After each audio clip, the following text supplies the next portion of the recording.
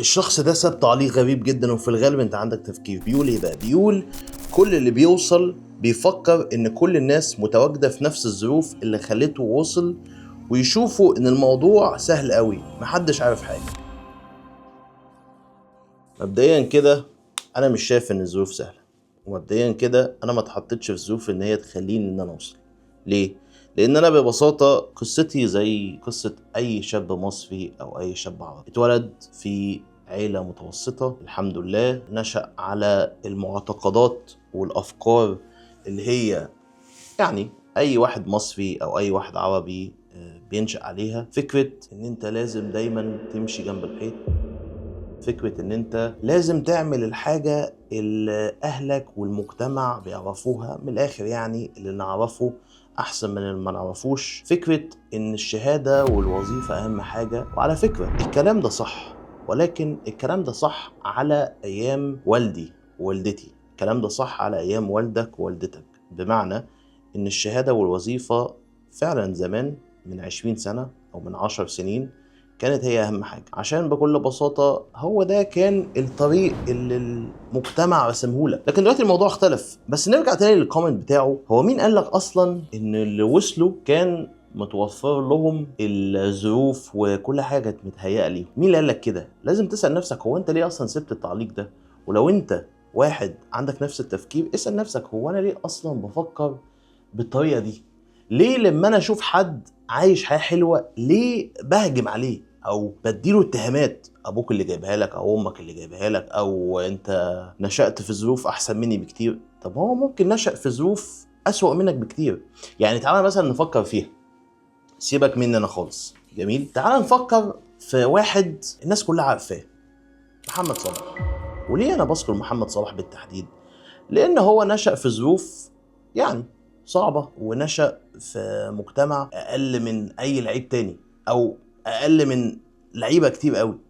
رغم كل ده هو صدق نفسه وفضل ان هو يكمل وفضل يحاول وفضل يلتزم. ما قالش بقى ايه، ما قالش يا عم انا عايش في مصر وعايش في مش عارف قرية اسمها ايه، فليه اصلا اواظب على التمرين، ولا ليه اصلا ان انا اركب مواصلات وتوديني التمرين والموضوع ده ياخد ساعات وبعد كده ارجع.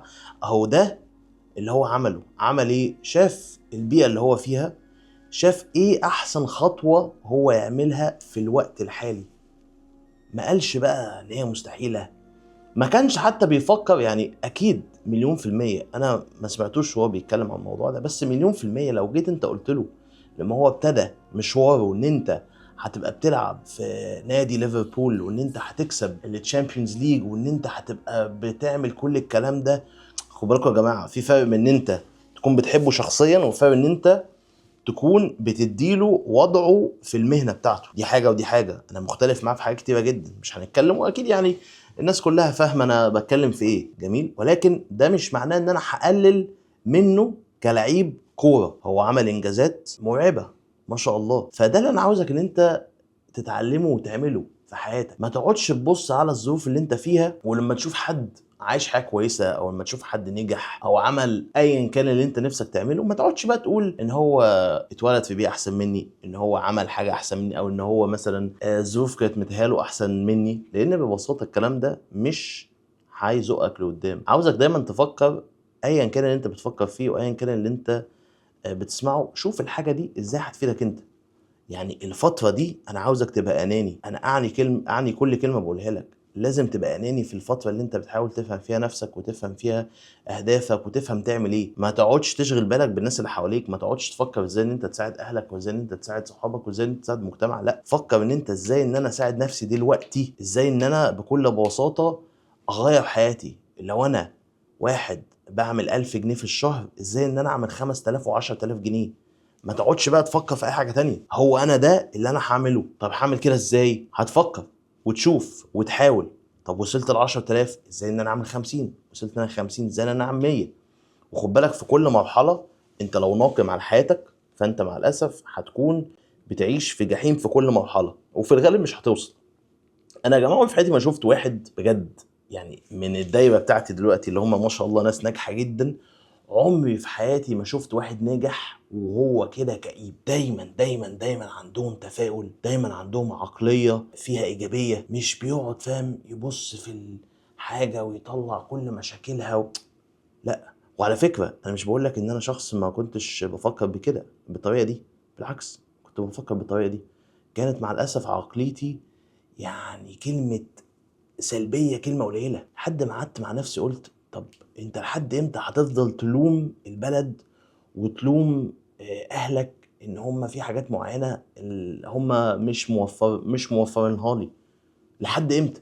طب انت لما تعمل كده هل في حاجة بتتغير في حياتك؟ لقيت نفسي ان انا بقول لنفسي لا، ولا بتغتني ولا بتبقى احسن دينيا ولا بتبقى احسن صحيا ولا بتبقى احسن باي طريقة. فخلاص وصلت لنقطة فيصلية، واللي هي مفيش حاجة في حياتي هتتغير إلا إذا أنا فعلا غيرت طريقة تفكيري، وإذا أنا فعلا غيرت الطريقة اللي أنا ببص بيها أصلا للحاجات. دي نقطة مهمة جدا يا جماعة. طبعا إن أنت تدعي وإن أنت تصلي دي حاجات يا جماعة بديهية، ولكن فكر فيها كده، هل أنت ممكن يطلع لك جسم حلو معضل وتبقى بصحة كويسة لو أنت بس بتروح تصلي او لو انت بس بتدعي؟ لا طبعا. ليه؟ لان في ناس بتدعي وبتصلي وبتروح الجيم، ده بيعمل بقى ايه؟ ده بياخد بالاسباب. لكن انت يعني انت بتحاول انك تضحك على ربنا والعياذ بالله. مش فاهم. بتحاول ان انت تاخد شورت كات اللي هو انا هدعي بس. لا، انت تدعي وتسعى. فكر فيها كده، مين الاحسن؟ اللي بيدعي بس واللي بيصلي بس، ولا اللي بيدعي ويصلي ويسعى، اللي بينزل يشتغل كل يوم؟ وكده كده هتقابل ناس زبالة كتير، هتقابل ناس مع الأسف مش كويسين، هتقابل ناس كارهين لك الخير. يا جماعة يعني الأنبياء كان ليهم أعداء، ما بالك أنت؟ يعني أنت عايش وسط غابة أصلا، أنت عايش حرفيا في غابة. فكر في الموضوع ده. أنا بكلمكم بجد زي إخواتي الصغيرين. أنا عارف إن فيديوهاتي ما بتبقاش قصيرة، ولكن يا جماعة أنا فيديوهاتي مش بتخاطب الناس اللي عقولها قد كده. أنا فيديوهاتي بتخاطب الناس اللي فعلا عاوزين إن هم يتغيروا، مش يشوف كام فيديو يديله دوبامين وبعد كده يرجع لنفس الجحيم اللي هو عايش فيه. لا، انا عاوزك ان انت بكل بساطة بعد كل فيديو تعمل حاجة، تتعلم حاجة جديدة، طريقة تفكيرك تتغير، وهكذا. انا يا جماعة يعني اللهم لك الحمد، فكرة السوشيال ميديا بالنسبة لي انا مش معتمد عليها. بمعنى مش يعني حتى لو انا نمت صحيت لقيت كل الاكونتات اتقفلت، مش هيفرق معايا خالص. فاهمني؟ ركز ان انت تشتغل على نفسك، وركز ان انت تحسن حياتك بس. واهم حاجة خليك ان انت شخص كويس من جواك، حب الخير لغيرك. لما تشوف حاجة كويسة سمي وكبر وقول اللهم بارك، ربنا يا رب يحفظها لصاحبها. ما تقعدش بقى انت مأجر العربية، الساعة دي فيك، انت مأجر البيت. يا عم انت مالك مأجر ولا متنيل؟ السلام عليكم.